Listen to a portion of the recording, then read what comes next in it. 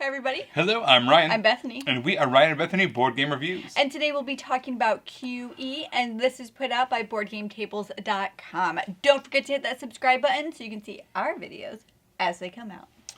Alright, so QE stands for Quantitative Easing. A fact I learned while reading the rulebook of this game. Basically, that's what happens when a country wants to bail a company out of debt or something like that, where they want to basically create money out of nothing. So they just print more money. And in that game, it's kind of what you're doing. You're just writing any amount of money that you want to try to buy these companies. And you're trying to get a set collection thing, getting different industries from different countries, getting as many of them as you can, but also trying to be thrifty, not spend that much money, or else you'll bankrupt your whole country by printing all this too much money. Let me show you what it looks like. Alright, so in QE, we're all going to get this player board here. It's going to do our scoring. It's two-sided for 3 and 4 players, or for 5 players. Kind of going over this first is going to give us kind of what we need to know about how to play the game. So we're trying to get all these different companies, and the more we get and the more variety we get, the better it is for us. So let's use the 3 and 4 player board first for that. So we're all going to be having a country. This is the U.S. map. So if we can get some of these U.S. companies, the first one's worth 3 points. Then if we can get 2 of them, it's worth 3. 3 is worth 6 points. So that's one thing to target for. The next thing we can go for is getting all these different companies. So for instance, financial. If we're able to get a whole bunch of those financials, if we get 2 of them, it's worth 3. 3 is worth 6, and if we get 4 of them, it's worth 10 points. Then also we can get points from getting a variety of different things.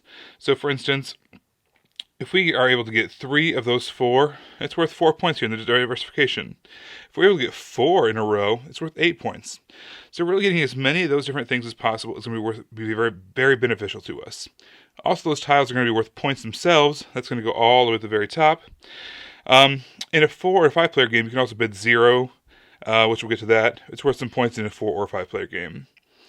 Alright, so here's the companies that we're going for. Basically, one person's going to be the first auctioneer. They're going to get that tile. They're going to flip over the tile. Oops. Alright, so this is the Agriculture Company of the United States. It's worth 4 points. So that's actually really good for us. We're the U.S. company, or the U.S. board here. So we want to get those U.S. companies. Plus, it's worth a lot of points. They're worth like 1, 2, 3, or 4 points. And then also, we don't really have anything to go off of yet besides our starting tile. So agriculture is always good. Before I go too much further, I should mention that we all do start with one of those different industries. So, for instance, we're all going to get one of these. We might get an agriculture. We might get a housing or a government or whatever. So that's kind of going to give us something to start with. All right, so every country has these boards here. They basically are a chance to write all our checks. So we are the U.S. board. Basically what's going to happen here is we're going to write whatever we want to pay on the back of this tile for that tile. So whoever the starting auctioneer is, they are actually going to write down their bid face up on their board. So let's say Japan was the starting auctioneer. They write down 1,500. That goes face up. Now everyone else, what they're going to do is they're going to secretly write their number on their own board.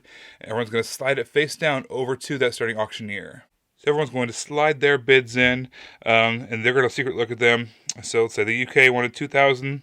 They wanted to overbid there. The EU wanted to just kind of sneak in with 1,501. China didn't want that tile at all. They bid 0, trying to get some extra points that way.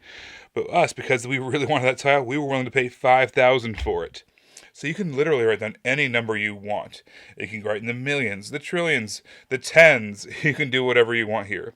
But basically, we won this one. The person who is the starting auctioneer is going to write on the back of this tile how much we bid. They're going to write down the $5,000. They're going to slide it to us, and that's going to be face down until the end of the game. No one else gets to know how much we bid. So you get to write any number you want. So why wouldn't you just write the biggest number you can think of? Write 1 trillion or 99 trillion or a Googleplex or whatever every single time you play. Well, the reason is whoever at the end of the game, whoever has bid the most amount of money on getting these companies is automatically disqualified. They're automatically out of the game. So the strategy really comes in where you want to acquire as many of these tiles as possible while still kind of keeping up with everyone else. You don't want to, bid some crazy number if no one else also is bidding crazy numbers, or else you're going to be disqualified at the end of the game. And also, if you manage to be the person who bids the least amount of points at the end of the game, you're going to get some extra points. So you're going to get 6 or 7 points based off the number of players if you're the person who bids the least amount of money over the course of the game. So at the end of the game, when all these have been distributed to all different people, what you're going to do is you're going to go back to your chart and you are going to fill it out. So, let's say we got one of these, a couple of these, whatever it is. You total those up, you add everything together. Also, don't forget to add in whatever the points are worth on the tiles themselves. Whoever has the most points wins the game, except if you bid the most amount of money. So I feel like QE is super easy to learn and super easy to teach. And this is my litmus test for that. If I feel like I could teach it to somebody, then that means it's easy to teach. And I feel like I could teach this game to somebody. So I know that the concept is easy to get across to people because I can do it. I like this game is not a party game, right? It's a game about the economy. But at the same time, there's like this kind of this silliness, this wildness that can happen in this game.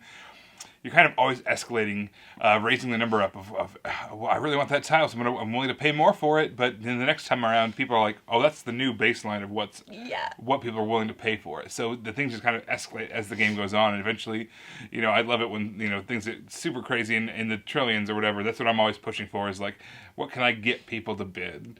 That's my strategy in this game, and I've never won. I was going to ask if it was a winning strategy. I think it's possible. It's certainly a fun strategy. So it's an enjoyable strategy. Yeah, if nothing else. Not just for you, but for everybody else.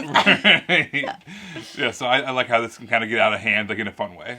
Yeah, and kind of to piggyback off of that, I feel like this game is a really personality-driven game. Depending on who you play with it, you're going to get that many different types of games. Just people's inner Scrooge McDuck coming out to get, get everything you can for the least amount of penny that you can spend. And then your Elon Musks come out where you just are lavishly trying to show everybody everything you can get. And I just feel like all these different types of people come out of people while they're playing this game, and I think that's really fun to discover what's really in there. This plays 3, 4, and 5. That's kind of the typical for auction games, for bidding games. Yeah. But it's balanced really well between those. There's certain things, tiles you add in or take out based off of what player count you're using that makes it really balanced for all of them. It worked really well, and no matter what, this game goes by super fast. So I think that QE would be a great game to kind of start a game night, especially if you're not a huge party game person. It kind of does that for you. It's not a party game, but it kind of scratches the same itch and opens people up in the same way that party games do. And I feel like this would be a great one to start any game night with. Yeah, a lot of economic games all kind of feel similar, right? They're all kind of, just trying to ramping up what you're trying to do as far as what you're capable of buying and selling and all that kind of stuff. This feels different. That auction, it just feels unique. It feels, it's very novel, and if you're in the mood for an economic game, but you're tired of the same ones, this is completely unique. I think you're really going to enjoy QE. Well, thank you so much for watching it. Don't forget to hit that subscribe button so you can see our videos as they come out. And stay tuned to the very end for our pounds and inches update. But until then, you can find us on all the places. You can find us on Facebook under Ryan and Bethany Board Game Reviews. You can find us on Twitter under Ryan and Bethany 1. And you can find us on Instagram under Ryan and Bethany. Everybody, thanks for watching. We will see you next time. Bye. Bye.